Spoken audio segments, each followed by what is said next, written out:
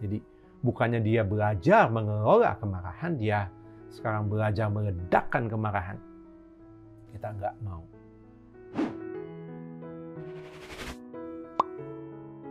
Halo TBF Parents, ini adalah video tanya tanam benih yang bicara soal kepribadian anak.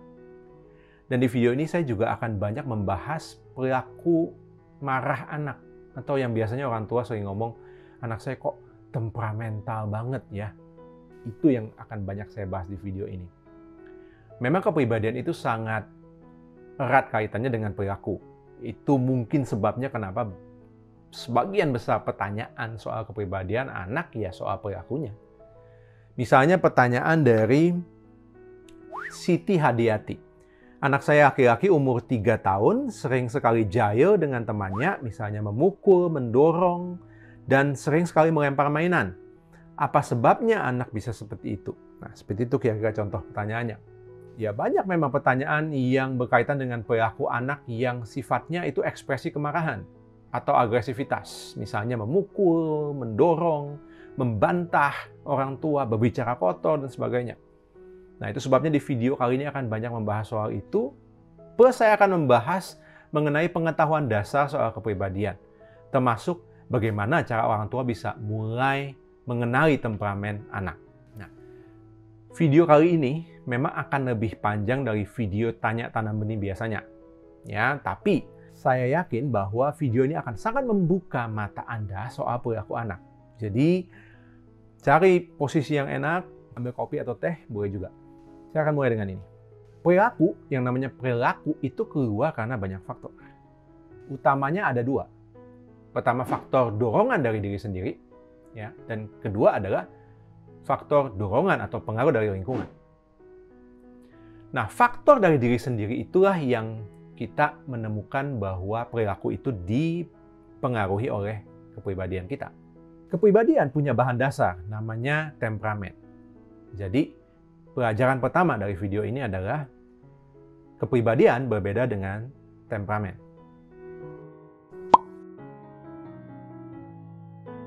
Temperamen itu sifatnya bawaan, makanya disebut bahan dasar. Jadi begitu lahir, anak itu, setiap anak sudah membawa temperamennya sendiri. Nah, kemudian temperamen ini bertemu dengan pengaruh dari lingkungan, faktor nomor 2 tadi. Ya, misalnya, bayi sering nangis, ketemu dengan orang tua yang cepat merespon tangisan anak. Jadi begitu anaknya nangis, cepat gitu, datang langsung angkat. Tapi bisa juga anak cepat nangis, tapi ketemu dengan orang tua yang lambat merespon. Nah, itu contohnya temperamen berinteraksi dengan pengaruh dari lingkungan. Jadi, lingkungan itu macam-macam kondisinya. Dan anak juga beda-beda temperamennya. Nah, seiring anak tumbuh besar, maka ya temperamen anak akan banyak berinteraksi dengan berbagai macam lingkungan. Terjadi berulang-ulang, sehingga membentuk pola perilaku tertentu. Nah, pola perilaku inilah yang kemudian disebut kepribadian anak. Jadi, kepribadian itu sudah hasil campuran interaksi antara temperamen dengan lingkungan. Oke, jadi itu bedanya. Pelajaran kedua adalah temperamen diterima apa adanya, tapi kepribadian harus dididik dan dilatih hingga jadi matang dan dewasa. Jadi temperamen itu memang akan tetap kelihatan warnanya di dalam kepribadian. Pada saat usia sudah lebih besar, tetap kelihatan. Misalnya, anak yang temperamennya antusias, ya akan cenderung tetap mudah antusias nantinya dibandingkan dengan anak lain yang temperamennya lebih tenang. Tapi kalau pola asuhnya cocok, maka si anak walaupun temperamennya sangat antusias, tapi kepribadiannya akan dewasa. Jadi, saat anak merasakan antusias yang besar, perilaku yang keluar itu akan tepat. Di waktu yang tepat, di tempat yang tepat, intensitas yang tepat, dan alasannya juga tepat. Jadi saya ulang, ini penting. Kalau pola asuhnya cocok, maka apapun temperamen anak, ya seperti apapun, perilaku yang keluar ya akan tetap oke, tepat gitu. Tepat secara tempat, waktu, intensitas maupun alasannya. Jadi kesimpulannya, temperamen anak diterima. Harus. Tapi kepribadiannya ya adalah hasil didikan dan latihan sehingga jadi dewasa. Ini prinsip yang perlu diingat orang tua. Nah, kita kembali ke pertanyaan tadi. Ya, pertanyaan dari Siti Hadiati. Usia anak 3 tahun, sering jahil, memukul teman, mendorong teman, ditambah sering melempar mainan. Sebabnya kenapa bisa seperti itu? Nah, saya juga akan sekaligus menjawab 2 pertanyaan lain yang mirip. Dari Maya Bundara Fasya Habibi, anak saya 6 tahun, suka banget jahil dan membantah orang tua. Bahkan suka berkata kotor kalau habis main dari tetangga. Solusinya gimana? Saya marahi nggak mempan. Kalau saya nggak sabar, udah saya cubit aja. Pertanyaan lain dari Rosalina. Anak saya laki-laki 12 tahun, suka membantah, tidak patuh sama orang tua, pemarah, dan emosinya mudah meledak-ledak. Bagaimana solusinya? Apakah kita sebagai orang tua harus tegas, keras, kasih hukuman, atau bagaimana? Oke, jadi mirip ya, tiga-tiganya. Ya, suka bantah, tidak patuh, cepat marah, emosinya meledak-ledak, perilaku agresif juga ada, cuma usianya yang beda. Nah, mungkin ini juga perilaku yang paling banyak dikeluhkan orang tua barangkali. Ya, tidak mudah nurut, kalau dibilangin membantah, cepat marah, jadi kesannya susah diatur, ya kan? Nah, saya akan jawab dulu pertanyaan, kok bisa anak perilakunya seperti itu? Nah, tadi di awal saya katakan bahwa anak bisa menunjukkan perilaku tertentu itu ada 2 faktor. Faktor dari dirinya sendiri, yaitu temperamen dan kepribadian, dan faktor kedua juga pengaruh lingkungan. Nah, karena kita kan sekarang sedang topiknya membahas kepribadian dan temperamen. Maka pertanyaannya, apakah perilaku seperti itu dipengaruhi temperamen? Jawabannya, ya iya, tentu berpengaruh. Usia 3 tahun, apalagi jelas temperamen mempengaruhi, karena kan usianya baru segitu. Pengaruh lingkungan masih awal. Usia 6 tahun, ya, temperamen juga mempengaruhi, karena baru lewat balita. Ya, seberapa banyak pengaruh lingkungan yang sudah dia terima ya tergantung dari kuantitas dan kualitas interaksi dengan orang tua selama 6 tahun itu. Kalau 12 tahun gimana? Ya, temperamen mungkin sudah terwujud, sudah mulai terwujud jadi identitas kepribadian. Ya, tinggal kita lihat apakah kepribadiannya itu adalah kepribadian yang cukup dewasa atau kepribadian yang kurang dewasa. Ngomong-ngomong, gimana menilai kedewasaan anak? Ya, cara yang paling simpel, lihat 2 ciri-cirinya. Ya, pertama, lihat apakah anak sudah bisa menjaga batasan perilaku sehingga tidak merugikan diri sendiri dan orang lain. Kedua, apakah anak bisa memenuhi tanggung jawab pribadinya? Kalau 2 itu ada, ya berarti kepribadiannya sudah cukup dewasa. Kalau kurang banget, berarti kepribadiannya arahnya belum pas. Nah, baik lagi. Apakah perilaku yang tidak patuh, agresif seperti itu dipengaruhi temperamen? Ya, ini dipengaruhi oleh faktor temperamen dan kebetulan belum cukup dilatih.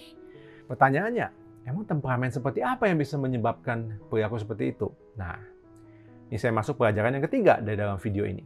Untuk mengenali temperamen anak, amati pola perilaku anak berdasarkan 3 dimensi temperamen. Jadi bagaimana cara mengenal temperamen anak? Metodenya cuma 1. Observasi, mengamati. Ya, apalagi anak belum bisa bicara. Diajak ngobrol belum bisa, ditanya belum bisa jawab. Jadi ya yang bisa kita lakukan hanya mengamati. Nah, apa yang diamati? Yang diamati adalah tindakan anak dalam menanggapi lingkungannya. Misalnya, kalau ada suara di sekitarnya, apa yang dia lakukan? Kalau dia melihat objek tertentu yang barangkali belum pernah dia lihat, apa yang dia lakukan? Kalau ayahnya misalnya mengajak main gitu ya, bagaimana tanggapannya? Dari respon anak yang kita amati itu, maka kita bisa mulai mengidentifikasi 3 hal untuk dapat temperamen anak. Saya akan bagikan 3 dimensi temperamen ini, tapi saya akan menggunakan istilah saya sendiri supaya lebih gampang diingat, ya. Tapi walaupun saya menggunakan istilah sendiri, tapi semuanya itu ada dasar penelitiannya. Jadi bukan saya ada-adakan sendiri ya.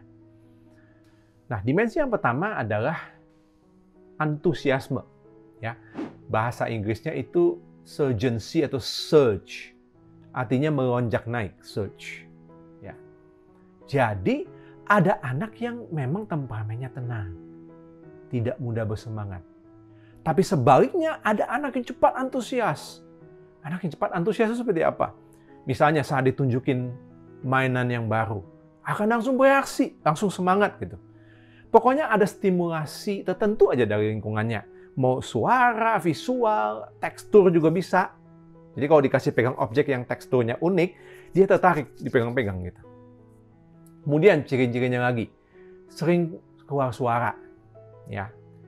Walaupun belum bicara pun, dia bisa cooing, bisa babbling gitu ya. Syah, gitu. Yang nuansanya bersemangat, excited gitu ya. Dan itu dia tunjukkan dalam aktivitas dia sehari-hari. Misalnya, waktu lagi diganti popok, misalnya waktu masih bayi gitu ya. Atau saat dimandikan. Kalau dimandikan kadang-kadang bukan cuma banyak suara, geraknya juga banyak, goyangnya. Misalnya main-main air, cipat-cipat air, tendang-tendang seperti itu. Kemudian, ini juga sering kelihatan kalau diajak ciluk bak tadi ya, responnya langsung wah senyum lebar gitu, bersemangat. Ya, karena secara umum memang anak yang temperamennya itu antusiasmenya tinggi memang lebih banyak tersenyum dan tertawa. Nah, ini semua adalah indikasi anak dengan temperamen yang antusiasmenya tinggi. Kelihatannya aktif gitu, merespon lingkungannya. Ini mungkin dekat dengan definisi ekstrovert. Anda mungkin pernah dengar, ya. Nah, kebalikannya apa? Ya, anak dengan temperamen yang kelihatannya kalem, lambat untuk bersemangat, ya. Bicara lebih sedikit, lebih suka dengan aktivitas yang intensitasnya rendah. Jadi kalau misalnya libur pun lebih suka santai, duduk. Kalau udah punya gadget ya barangkali dia lihat gadget, dia lihat Instagram itu pun nggak di like, nggak di komen, lihat aja. Atau kalau dikasih hadiah sama tantenya, biasa aja reaksinya, kalem, atau malah kadang agak malu-malu gitu. Jadi kurang antusias, seperti itu. Nah, itu dimensi yang pertama. Dimensi yang kedua, itu namanya reaksi negatif. Bahasa Inggrisnya ya negative reactivity. Reaksi negatif itu maksudnya adalah reaksi yang berkaitan dengan emosi yang negatif, ya. Sedih, takut, marah. Jadi ada anak yang temperamennya memang lebih cepat untuk merasakan emosi-emosi negatif terhadap apa yang dialami. Ya, cepat sedih, atau cepat takut, atau cepat marah. Sebaliknya ya ada anak yang lebih lambat untuk beremosi seperti itu. Lihatnya dari mana? Ya tergantung emosi negatifnya. Misalnya ada anak yang kalau kita lihat ini mudah jadi murung. Misalnya kalau masih bayi aja, ya kelihatannya sedih banget waktu dia lihat mamanya pergi. Atau kalau anaknya sudah lebih besar, kalau ada masalah sedikit aja dengan teman di kelas, cepet gitu jadi murung. Pulang sekolah langsung sedih banget gitu kelihatannya. Nah, kalau kita sering melihat ini pada anak, maka mungkin temperamennya, reaksi negatifnya untuk kesedihan itu tinggi. Ini barangkali dekat dengan istilahnya melankolis. Barangkali begitu ya. Nah, kalau emosi negatifnya takut ya jadi lebih mudah untuk merasa takut. Ya, kalau kita sering melihat anak, hati-hati banget kalau mau melakukan sesuatu. Apalagi yang dia belum pernah lakukan. Cenderung tidak berani mencoba, menghindari risiko. Nah, itu temperamen reaksi negatifnya adalah cepat takut. Biasanya juga kalau ada stimulasi yang tinggi, tiba-tiba intensitasnya. Misalnya tiba-tiba ada suara kenceng gitu. Atau diayun tiba-tiba, itu langsung kelihatan takut banget. Kalau emosinya marah gimana? Ya, kita akan sering melihat dia cepat marah. Atau cepat protes gitu. Kalau ketemu hambatan, itu cepat merasa frustasi ya terus jadi marah. Kalau masih belum bisa ngomong, bahkan ya dia nangis, teriak, kesel gitu. Yang seperti ini memang jadinya lebih sering menunjukkan perilaku tantrum. Ya. Bisa nggak lebih dari satu reaksi negatif? Ya, bisa. Misalnya cepat takut dan cepat marah, bisa aja. Jadi anak yang reaksi negatifnya cenderung tinggi ya akan cepat keluar emosi-emosi negatif ini. Ya. Dan kalau keluar itu juga biasanya lama turunnya. Jadi kalau udah sedih ya murungnya lama gitu sampai bisa netral. Misalnya begitu. Nah, dimensi yang ketiga. Dimensi ketiga adalah kendali diri. Kendali diri ini maksudnya adalah kemampuan untuk mengendalikan dorongan keinginan dan mengendalikan rentang perhatian. Jadi memang ada anak yang secara temperamen lebih punya kemampuan untuk mengendalikan diri. Dan ada anak yang secara temperamen lebih susah untuk disuruh mengendalikan diri. Ada anak yang lebih sulit memberikan perhatian dalam jangka waktu yang lama. Jadi cepat bosan, cepat mengalihkan perhatian gitu. Tapi sebaliknya ya ada anak yang tidak mudah merasa bosan. Jadi tidak butuh stimulasi yang tinggi atau banyak gitu ya untuk bisa menikmati waktu. Ya anak yang seperti ini ya secara temperamen memang lebih mampu mengendalikan diri. Jadi kalau nangis atau kesel, biasanya juga cepat tenangnya. Dia biasanya tahu sendiri bagaimana cara menenangkan diri. Nah, ya sebagai catatan dimensi yang ketiga ini memang timbulnya belakangan dibandingkan 2 dimensi sebelumnya. Butuh sekitar usia sampai lebih dari 2 tahun. Ya, artinya sebelum itu semua anak ya dianggap tidak bisa mengendalikan diri. Ya makanya buang air kecil atau pup juga tidak bisa tahan. Ya artinya sebelum usia 2 tahun kita belum bisa menilai apakah anak ini temperamen kendali dirinya tinggi atau rendah. Gitu. Ya ini juga berkaitan dengan dibutuhkan waktu yang cukup lebih dulu untuk otak bagian depan berkembang. Karena otak bagian depan itu berkaitan dengan kemampuan berpikir dan berencana. Jadi ada 3 dimensi temperamen yang bisa dilihat. Ya, pertama antusiasmenya. Apakah anak cenderung antusias atau cenderung tenang? Kedua reaksi negatif. Apakah anak cenderung mudah bereaksi negatif atau tidak? Ketiga adalah kendali diri. Apakah anak cenderung mudah mengendalikan diri atau cenderung sulit? Ya. Dan sekarang perilaku anak yang cenderung susah diatur, suka bantah cepat, frustasi, terus marah, cenderung berperilaku agresif. Itu tentu dipengaruhi oleh faktor temperamennya. Ya, kemungkinan besar ya antusiasmenya tinggi, jadi aktif bergerak, berani mencoba. Ya, sukanya aktivitas yang intensitas tinggi. Lalu kenapa tampaknya bisa agresif gitu? Mungkin reaksi emosi marahnya juga tinggi, jadi mudah terpicu, cepat marah, cepat kesel kalau dihambat atau dibatasi. Itu sebabnya kalau pada dasarnya anak itu antusias, aktif, tapi diberikan batasan yang tidak pas. Atau cara memberikan batasannya tidak pas, ya maka anak akan merasa sangat dihambat. Kalau ditambah dengan temperamen marahnya juga mudah terpicu, jadilah dia cepat frustasi dan ekspresi marahnya bisa berlebihan. Kalau kemudian plus dengan kendali diri yang secara temperamen juga kurang, maka bayangkan perilakunya. Ya aktif, agresif, dengan sedikit kendali. Ya masuk akal kan kalau kita melihat anak-anak seperti ini tuh nggak bisa diem. Kalau main bisa sampai dorong temennya. Melawan kalau diatur. Tidak mau memperhatikan, kalau dinasihati malah membantah. Saat marah bisa banting pintu, banting barang, atau malah berkata kotor. Jadi karena potensinya ada. Dan kebetulan faktor lingkungan kurang mendukung. Sebagai contoh, berkaitan dengan berkata kotor. Coba pikirkan ini. Untuk seorang anak bisa berkata kotor, paling sedikit ada 2 komponen yang harus dia punya. Pertama motif, keinginan untuk berkata kotor. Ya kalau dia tidak ingin, ya tidak akan ngomong. Ya kan? Kedua adalah konten yang kotor. Kalau anak tidak punya perbendaharaan kata-kata kotor di kepalanya, ya tidak akan keluar kan omongan kotor. Masuk akal kan? Jadi perlu 2 komponen itu dia. Motif dan konten. Nah, motif itu berkaitan dengan temperamen. Misalnya anak mudah marah. Barangkali kan jadi punya keinginan untuk agresif kan? Dan berkata kotor adalah salah satu bentuk agresivitas. Sementara konten itu ya hampir tidak ada kaitannya dengan temperamen, itu lebih ke lingkungan. Konten itu kan hasil memasukkan pengetahuan tentang berbagai macam kata-kata kotor ke dalam memori, gitu kan? Oleh sebab itu, kesimpulannya, kalau Anda tidak mau anak berkata kotor, yang pertama ya latih temperamennya supaya dia tidak punya motif untuk berkata kotor. Jadi kalaupun dia marah, tetap dia tidak punya keinginan untuk berkata kotor. Ya. Kedua, kalau tidak mau anak berkata kotor, jaga supaya tidak ada konten perbendaharaan kata yang kotor yang masuk ke dalam otaknya. Dia tidak dengar orang berkata kotor, dia tidak lihat orang lain sedang bicara kotor. Dia tidak nonton televisi yang isinya adalah kata-kata kotor. Jadi, perilaku seperti ini, ya temperamen mempengaruhi, tapi faktor lingkungan juga berperan. Nah, itu sebabnya saya masuk pelajaran yang keempat.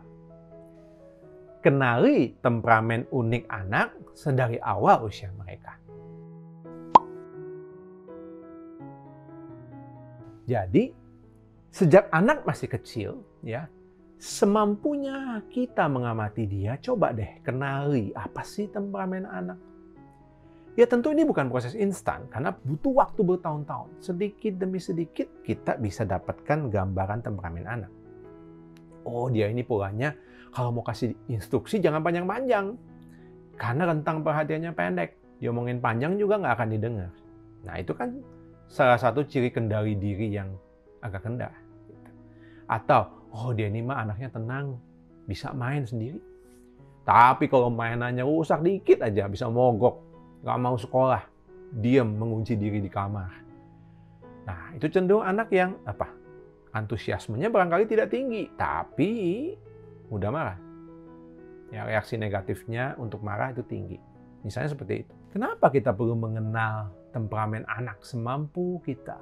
Ini sebabnya. Karena semakin kita mengenal temperamen anak kita, maka kita sebagai orang tua, yang pertama, kita akan belajar menerima keunikan anak kita.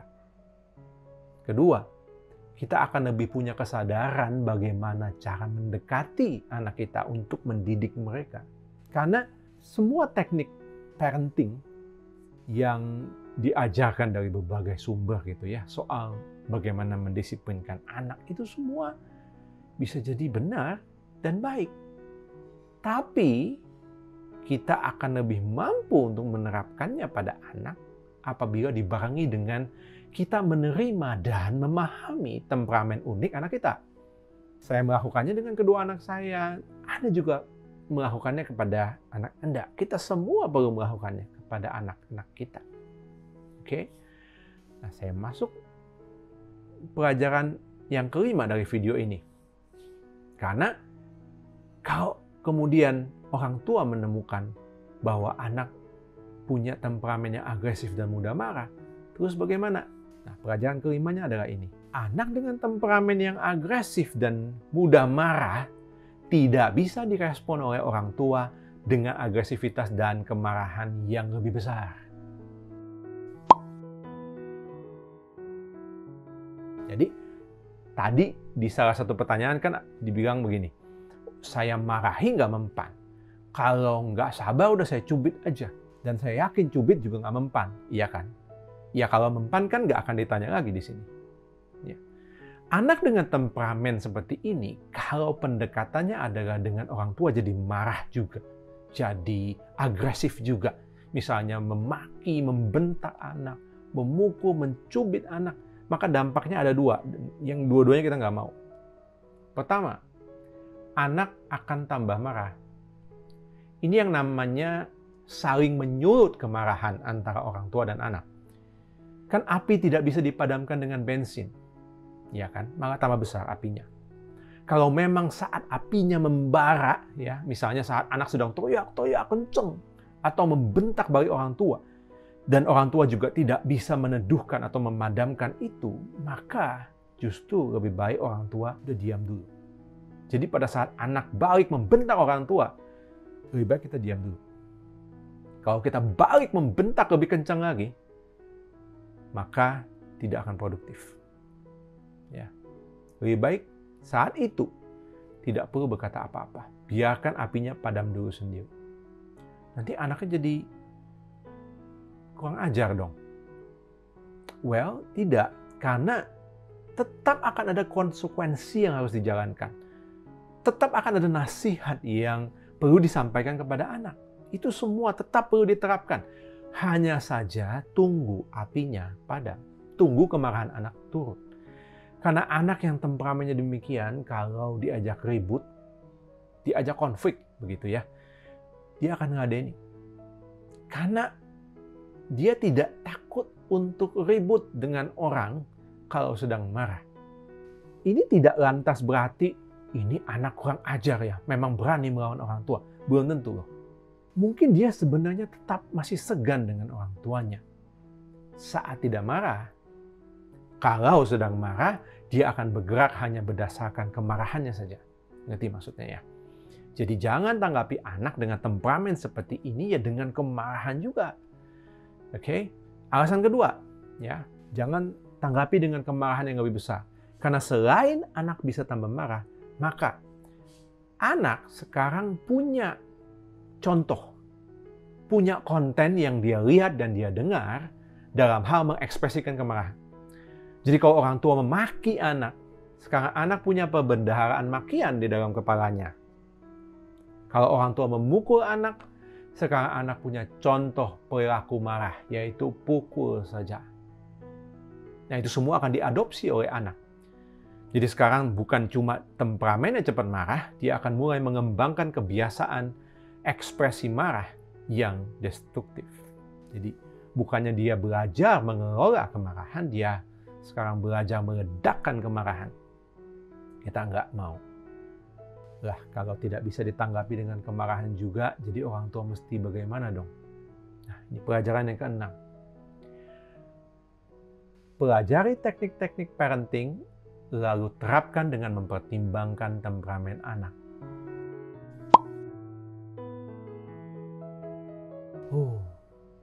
Jadi balik lagi ya ke teknik parenting. Iya, balik lagi ke teknik-teknik parenting yang mungkin sudah banyak didengar oleh orang tua. Tidak ada resep ajaib untuk menghadapi perilaku anak yang sulit. Ya, tidak ada. Anda bisa belajar teknik mendidik anak dari sumber mana saja, nggak cuma dari tanam benih. Tapi apapun tekniknya, saat menerapkannya perlu dipengaruhi oleh pengertian akan temperamen anak. Ya, kalau perlu ada penyesuaian, silahkan dilakukan penyesuaian. Ya, prinsipnya ya sama, tekniknya kan seperti itu. Tapi pendekatannya ke anak bisa berbeda karena dipengaruhi oleh temperamen mereka. Dan ini juga, kapan kita bisa melihat dampak dari didikan kita pada anak itu juga dipengaruhi oleh temperamen anak. Jadi Anda bisa mengatur ekspektasi. Ya, tidak perlu membanding-bandingkan anak yang satu dengan anak yang lain, karena kan temperamennya beda. Kelihatan hasilnya juga beda, ada yang cepat, ada yang lama. Nah, berkaitan khususnya dengan temperamen yang mudah marah dan agresif tadi ya, itu Anda bisa lihat banyak banget video di channel YouTube Tanam Benih ya, yang tentang bagaimana mengajarkan kemandirian kepada anak, bagaimana berkomunikasi dengan anak, bagaimana cara mendisiplinkan anak, bagaimana menghadapi anak yang sulit diatur. Bahkan kita punya satu kelas online Tanam Benih ya, yang ada di www.theparentingacademy.com ya, dari Pak Rizal Badudu. Ya, judulnya melatih anak untuk taat. Nah, itu semua adalah mengajarkan cara yang efektif untuk berkomunikasi dengan anak dan melatih mereka supaya teratur. Nah, tapi pada saat Anda mulai menerapkannya, ingat, Anda berhadapan dengan anak yang bahan dasarnya cenderung kuat, bersemangat, aktif, mudah marah, tahu apa yang dia mau, tapi mudah frustasi. Dan mungkin punya kendali diri yang rendah. Akibatnya, Anda kadang perlu menahan diri. Apabila di dalam proses menerapkannya mereka jadi marah, Anda perlu tarik ulur dalam menerapkan konsekuensi. Anda barangkali perlu berulang-ulang mengajarkan sesuatu, ya mengulangi lagi. Anda perlu tahu kapan Anda bisa bicara dan kapan Anda lebih baik diam. Dan yang tadi itu, Anda barangkali perlu waktu lebih lama untuk melihat hasilnya. Tapi jangan nyerah, dan tidak ada kata terlambat. Jadi kalau usia anak sudah 12 tahun juga, masih tetap Anda bisa melatih. Walaupun tentu barangkali lebih sulit daripada anak yang usianya masih 6 tahun. Ada satu lagi yang bisa dilakukan oleh orang tua. Untuk anak yang seperti ini khususnya. Ya. Ini pelajaran ke-7 di video ini. Tambahlah waktu mengobrol dengan anak yang memberikan kesempatan buat anak berdiskusi soal temperamen mereka. Anda tahu bahwa anak yang cepat marah bukan berarti dia mengerti kenapa dia marah. Bukan juga berarti dia merasa nyaman saat dia marah. Seringkali anak tidak mengerti kenapa dia mudah marah. Dan pada saat dia marah-marah juga sebenarnya dia merasa tidak nyaman. Jadi, kalau kita menyempatkan waktu untuk berdiskusi soal temperamen mereka di sepanjang masa kecil mereka, maka itu akan jadi bagian dari proses mendidik kepribadian mereka supaya jadi dewasa. Kan ingat pelajaran kedua tadi ya, temperamen anak ya diterima, tapi kepribadian harus dididik dan didewasakan. Jadi, apapun temperamen anak, hadirlah untuk jadi teman bicara anak. Pada saat anak sedang proses belajar mematangkan kepribadiannya. Kalau Anda menemukan bahwa Anda sebagai orang tua juga ternyata punya temperamen yang cepat tersulut, sulit mengendalikan diri, cepat marah, terus berkembang jadi kepribadian yang tidak terbiasa untuk tahan kemarahan, mengendalikan diri, jadi sangat agresif gitu kalau marah, membentak orang, banting barang. Maka Anda perlu sadar bahwa temperamen yang seperti itu, kepribadian yang seperti itu bisa mempengaruhi cara Anda mengasuh anak. Ada istilah yang namanya coercive cycle. Coercive cycle. Siklus koersif. Koersif itu artinya memaksakan untuk mendominasi dengan menggunakan kekerasan. Siklus koersif jadi artinya adalah kebiasaan untuk mendominasi dengan kekerasan yang terjadi terus-menerus, saling mempengaruhi. Jadi, bayangkan seperti ini. Anak punya temperamen yang cepat marah. Ya, tentu dia akan kemungkinan sering membantah orang tuanya, betul kan? Melawan orang tuanya. Nah, orang tuanya yang notabene kemungkinan besar punya temperamen yang sama seperti itu juga. Karena kan temperamen itu bawaan. Jadi, tebak, dari mana anak dapat itu? Dari orang tua kan? Misalnya anak menolak untuk dikendalikan, terus kemudian orang tua dengan temperamen yang seperti itu juga membalas dengan kontrol yang lebih agresif lagi, maka akibatnya anak sekarang berada di dalam pola asuh yang koersif. Karena anak sekarang belajar jadi koersif. Anak marah temperamennya, kemudian buat orang tua jadi marah juga, orang tua tambah marah, anak kemudian balas lagi dengan kemarahan, bantah lagi, orang tua dibantah tambah marah lagi. Terus saja berulang seperti itu. Siklus. Maka kita nggak mau itu terjadi. Itu adalah pengasuhan yang tidak produktif karena anak tidak akan dapat kesempatan untuk melatih temperamennya yang cepat marah untuk jadi kepribadian yang dewasa. Jadi kita harus memutuskan siklus koersif. Mulai dari orang tua, bukan anak. Mulai dari kita yang memahami temperamen kita sendiri. Dan kalau kita menemukan kita sangat kesulitan dalam mengelola kemarahan, maka didiklah diri kita. Cari konseling, cari terapis. Putuskan siklus koersif. Jadi, that's it. Ya. Di video kali ini ada 7 pelajaran yang sudah saya bagikan. Jadi sebagai review ya. 1. Kepribadian berbeda dengan temperamen. Kedua, temperamen diterima apa adanya. Tapi kepribadian harus dididik dan dilatih supaya menjadi matang dan dewasa. Ketiga, untuk mengenali temperamen anak, amati pola perilakunya berdasarkan 3 dimensi temperamen. Keempat, kenali temperamen unik anak sedari awal usia mereka. Kelima, anak dengan temperamen yang agresif dan mudah marah tidak bisa direspon oleh orang tua dengan agresivitas dan kemarahan yang lebih besar. Keenam, pelajari teknik-teknik parenting, lalu terapkan dengan mempertimbangkan temperamen anak. 7. Tambahlah waktu mengobrol dengan anak untuk memberikan kesempatan anak berdiskusi soal temperamen mereka. Dan satu pesan khusus, putuskan siklus koersif di dalam keluarga. Oke, sampai ketemu di video Tanya Tanam Benih berikutnya.